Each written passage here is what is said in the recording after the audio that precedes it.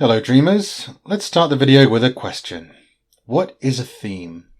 It's an idea that recurs in or pervades a work of art or literature. It's a great way to help structure your story and give it a depth and character that your audience can enjoy. So here's my top tips for using themes in storytelling. Why is it helpful to have a theme in your story? I can answer that in the form of my first tip. Use your theme to provide a cohesive core that you can build your narrative around. A structured story is much easier to write, in my humble opinion, and having a theme provides the foundation upon which you can lay the brickwork of your narrative. For example, Game of Thrones, or rather The Song of Ice and Fire, has themes of power, demonstrating the costs and nuances of the pursuit of power in a large variety of characters. The Lord of the Rings draws from J.R.R. Tolkien's experiences in World War I, and so challenges the idea of war as its central theme.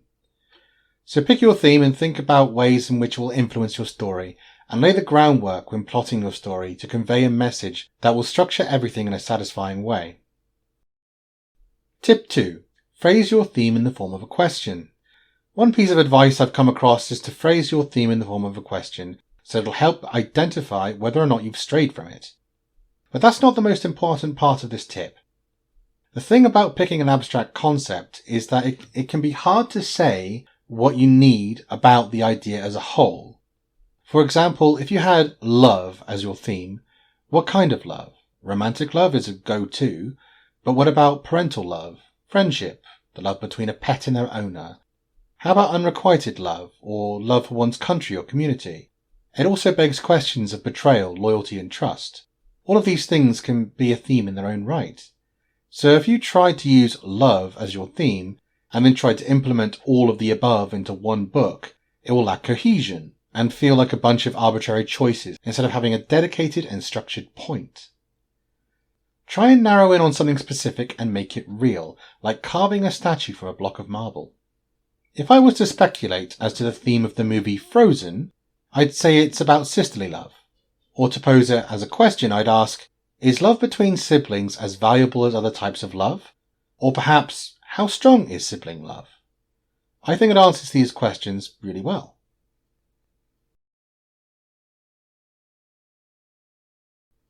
Tip number 3. Don't spell it out. As a rule of thumb, when you apply your theme, don't treat your audience like they're stupid. Don't spell out your theme, keep it subtle, don't say it explicitly, just build your story around it. Some people love to think about clever shows and figure out what it's trying to say, and it makes people feel smart. But people don't like being preached to either. Find a balance and build on a strong foundation. There are many fantastic examples of themes in books, such as Herman Melville's Moby Dick, which is about the self-destructive force of revenge, or George Orwell's 1984, which explores the true nature of authoritarianism. But I'll use Forrest Gump as a fine example. The movie dabbles in a variety of themes, from abuse to a critique of societal norms, and of course the Vietnam War.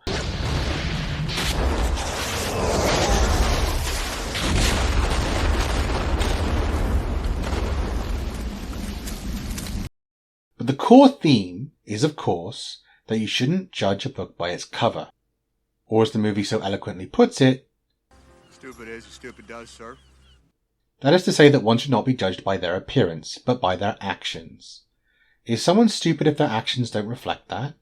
The movie demands that you look at Forrest for what he does, not what he looks and sounds like, and it carries that theme well. The movie sets out from the start to establish Forrest as a rather slow individual, seemingly unable to process information. As I see it, his speech and demeanour are meant to draw assumptions from cultural perceptions, Just a local idiot. So it can challenge those assumptions and re-establish the traditional narrative around mental disabilities, although he is at times helped along by spots of blind luck. To achieve this theme, the author clearly had two things in mind. Firstly, have a good number of misunderstandings to emphasise Forrest's cognitive deficiency, and second, to have him commit with a single-minded devotion to the activities he partakes in. The movie never strays from this core idea, and it pays off well. In your own narrative, always look back to your theme to help guide the story. Some argue it's good to put your theme in the form of a question to illuminate whether you're answering it or not. Perhaps in the case of Forrest Gump, the question might be, is there more to a person beyond their perceived intelligence? Tip number 4. Stick to your theme. If you set up a solid theme in the start of your story and abandon it towards the end, then it will fall flat. Even people who didn't get what you were going for in the beginning will sense the change in direction, and they'll notice the decline in quality, even if they can't put their finger on exactly what it is. Do you know where the waterfall is? Waterfall. Now let's look at a show that failed its theme. The anime Naruto was quite popular when I was a kid, and I was absolutely floored during the Season 2 tuning exams when Rock Lee fought Gaara of the Sand. The stakes felt high and it had massive underdog vibes. And even though Rock Lee inevitably lost, it was exhilarating and had me hooked. I ended up following the series, hoping that it would at some point recapture that glory of Season 2, but unfortunately that's where the show peaked. In my opinion, it never reached the heights of that fight again, and although I'm not going to do a deep dive as to exactly why I think that is, I will cite the primary reason for it, and that is the loss of the show's biggest theme. Naruto was an orphan who lived alone and was shunned by society and had a drive to become Hokage so that everyone would respect him. Fair enough. It's outlined from the bottom and climbing to the top. So the theme of the show is, for the most part, that if you practice enough, you can achieve anything, or in other words, hard work can achieve anything. Rock Lee is clearly supposed to be another representation of this theme, as he can't use ninjutsu or genjutsu, and must rely entirely on becoming a taijutsu master to reach his dreams. But the thing about Naruto is that this incredible strength comes from the nine-tailed beast trapped within him. Mastering this power does appear to be difficult, at least at first, and the show does convey character growth. But we're already veering away from the show's core theme. Fast forwards all the way to the end of Shippuden and the Great Ninja War, when it's shown that Madara, the latest antagonist, cannot be defeated. The ghost of the Sage of Six Paths shows himself to Naruto and Sasuke and gives them both powers they can win with. Wait, what? So a show that started out with a theme that had you thinking you can do anything with hard work and grit cops out with the meaningless Deus Ex Machina. It's like a billionaire saying they're self-made after a privileged childhood and hundreds of thousands of dollars from their parents to get them started. Yeah, I'm sure there was hard work involved, but you can't start a race at 99 meters and a 100-meter sprint and say you won. But what about Rock Lee? Wasn't he based on the same theme? Surely he will show as a foil to Naruto's serendipity and conquer the odds with sheer tenacity. Well, no. Rock Lee never actually wins a fight against a named opponent throughout the entire run of the show. So yeah, if you're not gifted or privileged, give up. Tip number 5. Try to pick something you feel strongly about based on the lessons you've learned from your own personal experiences. This one's a little controversial, as you'll see a lot of authors disagree with me here. I think that fiction should guide the public consciousness when it can, especially to counteract the drivel that's fed on TV and other sources, but you don't have to agree with me on that point.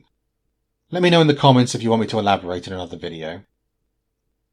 Your theme doesn't have to be immoral as such, but if it's a lesson you've learned and it's something you can easily identify and come back to if you lose your way in your creative process.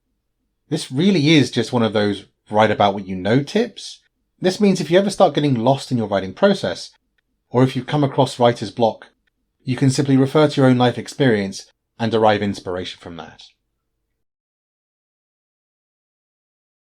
So yeah, those are my 5 tips on applying theme to storytelling. If you liked this video, I'd really appreciate it if you press the buttons, subscribe, like, etc. Also, there's my newsletter in the description below. This will give you videos and updates on my advice on storytelling and game design, as well as updates on my Kickstarter about my own game, Conflict of Dreams. And lastly, this is Jim. He is a lycanthrope who works as a scribe on a submarine. That's right, he is a lycan subscribe. Jim believes in hard work, but he also understands that there is a luck element to one's starting position in life. He believes in the idea of equality of opportunity, even if that doesn't result in the equality of results. Everyone should have a chance. So he's a bit of a commie, really. A commie werewolf. So yeah. If you want to know more about Jim, be sure to like and subscribe. Have a great day.